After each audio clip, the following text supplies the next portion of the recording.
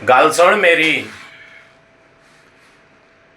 तैनू बड़े कम की गल दसा।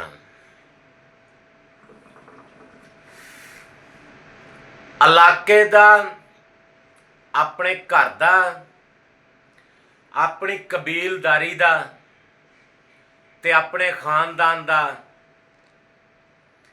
बहादुर ते दलेर बंदा तैनू मैं दसा। जेड़े बंदे नू गरीबी ते गुरबत ते वक्त दे हालात रोटी रज के ना खाण देण, जेड़े बंदे नू गरीबी धक्के मारे ते गुरबत लटा देवे, हालात दे अगे लम्मिया कर देवे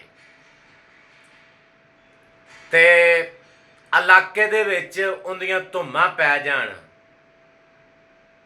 वो बंदा हुंदा ही इलाके दा, खानदान दा ते अपने घर दा ते मैदान दा दलेर ते मर्द बंदा। क्योंकि उन्होंने गरीबी जिहड़ी है वो रोटी नहीं रज के खाण दिंदी, वो अपने बच्चों का या अपने वड्डियां दा पेट पालदा ते नाल वो रिश्तेदारी ते पिंड दे विच जलीलो ख्वार हुंदा। समझ आ गई? लेकिन वो बंदा किसे दे अगों मंगदा नहीं गा। उन्होंने मैं इस तो मैदान दा दलेर बंदा कहना, इलाके दा दलेर बंदा कहना।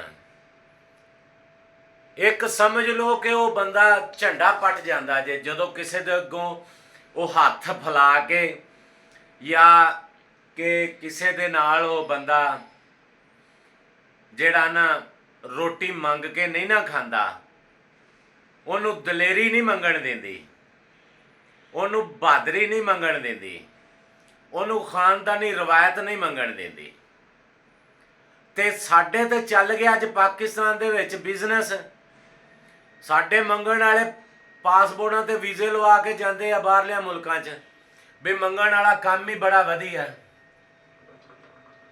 ओ भाई मेरे, ये मंगण वाले बिजनेस तो थोड़ा जिहा घट होवो, मेहनत करो, मेहनत इन्नी क करो कि तुहानू जे जिंदगी दे विच या विरासत दे विच पैसा नहीं ना मिलिया, इन्नी क खूब मेहनत करो, इन्ना क अपने आप नू मेहनत दे विच जिहड़ा कि मसरूफ कर दिओ कि इन्ना क कमाओ, अपने खानदान दा मुस्तकबिल बना लो।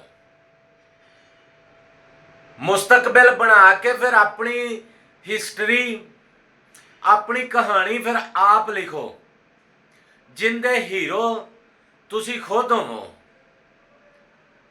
हीरो बनने वास्ते बंदे नू वक्त दे अगे टुटना भी पैंदा ते जिहड़ा मेहनत भी करनी पैंदी है।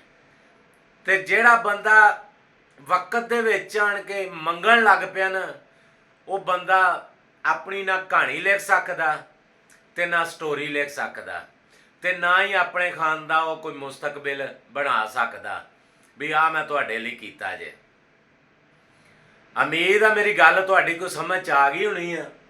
ते जेड़े बेलियां सज्जणां नूं मेरी वीडियो पसंद आवे ना, वो अगे बेलियां नाल शेयर भी करया करो, लाइक भी करया करो ते वो की कहंदे हुंदे आ चैनल नूं वो बटन घंटी वाला भी मारो, सबसक्राइब वाला वो भी मारो, ताकि पंजाबी देसी गल्लां दे तरीकिਆਂ नाल ਜਿਹੜੀਆਂ ਹੁੰਦੀਆਂ ਨੇ ਉਹ ਤੁਹਾਡੇ ਕੋਲ ਆਉਂਦੀਆਂ ਰਹਿਣ।